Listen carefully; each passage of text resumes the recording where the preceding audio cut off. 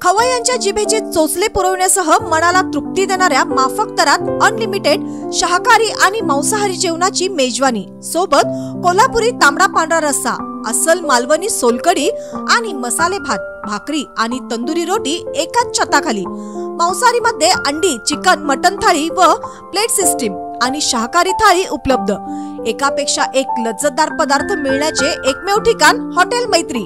पत्ता आदर्श मंगल कार्यालय समोर राजर्षी शाहू पुतळाजवळ, इचलकरंजी। टीप: आमची शाखा कोठेही नाही। वस्त्रनगरी इचलकरंजी शहर परिसरात ड्रग्स, गांजा यासारख्या अंमली पदार्थ खरेदी विक्रीच्या प्रमाणात वाढ होत चालली असून युवा पिढीबरोबरच कामगार वर्गही त्याला बळी पडत आहे। नशेचा बाजार चालविणाऱ्या संबंधितावर वेळीच कठोर कारवाई करण्याची गरज आहे। त्यामुळे राज्य शासनाने विशेष मोहीम राबवून ड्रग तस्कर, विक्रेते यांच्यावर कारवाई करून समूळ उच्चाटन करावे अशी मागणी आमदार राहुल आवाडे यांनी पावसाळी अधिवेशनात औचित्याच्या मुद्द्यावर बोलताना केली। मागील काही महिन्यापासून शहर व परिसरासह कोल्हापूर जिल्ह्याला अंमली पदार्थाचा विळखा पडत आहे। पोलिसांनी विविध ठिकाणी केलेल्या कारवायामध्ये मोठ्या प्रमाणात ड्रग्ज, नशिले पदार्थ व इंजेक्शन साठा जप्त केला आहे। परंतु अशा घटकांना वेळीच आळा बसण्यासाठी मुळावर घाव घालण्याची गरज आहे। हाच औचित्याचा मुद्दा बुधवारी आमदार राहुल आवाडे यांनी अधिवेशनात उपस्थित केला। दरम्यान राज्यातील अंमली पदार्थांची तस्करी रोखण्यासह या पदार्थांच्या विक्रीवर प्रतिबंध आणण्यासंदर्भात आमदार राहुल आवाडे यांनी तारांकित प्रश्न मांडला होता।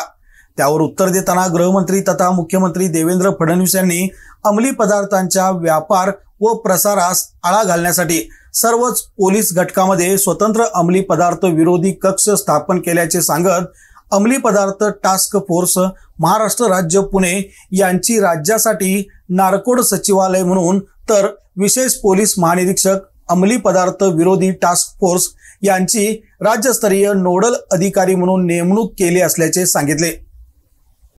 चला राहुल आवाडे अध्यक्ष महोदय, औचित्याच्या मुद्द्यावरती मी या ठिकाणी उभा आहे।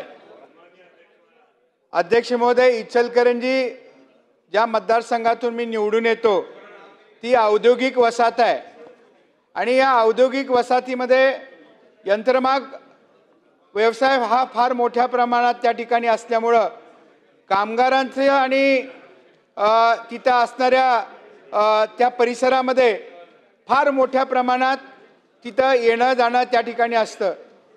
अध्यक्ष महोदय, माझ्या मतदारसंघामध्ये ड्रग्ज, गांजा हा फार मोठ्या प्रमाणात या ठिकाणी त्याचं तिथं लागवण झाली आहे। अध्यक्ष महोदय, परवा तर मागच्या जून महिन्यामध्ये वाचून दाखवावे, जून यापुढे औचित्य केवळ 250 शब्दांचं स्वीकारलं जाईल। अध्यक्ष महोदय, जून महिन्यामध्ये इचलकरंजी, सांगली, सातारा, सोलापूर या 3 जिल्ह्यातली 8 जण यांना पोलिसांनी पकडलेला गांजा 41 किलो गांजा पकडला। परंतु यांना पकडून सकाळी पकडला आणि संध्याकाळी त्यांची सुटका झाली। अशी परिस्थिती फक्त पोलिसांच्या दुर्लक्षाच्या मुळे त्या ठिकाणी झाली। धन्यवाद, याची नोंद घ्यावी।